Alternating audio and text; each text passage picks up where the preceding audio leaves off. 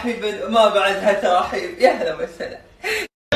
عليك أن تحترس من هذه الأفعى إن استطعت، إنها بارعة في التمويه، ما يرفعها إلى مصاف التحفة الفنية.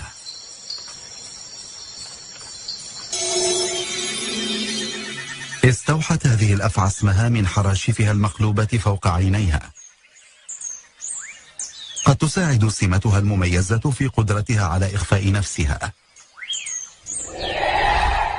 تسمح لها ألوانها الزاهية بأن تمتزج بين السمر يا حسين وش تلقى بهم، لا جمال ولا كمال ولا فهم، اشهد ان البيض احسن منهم، البيض كالأمر.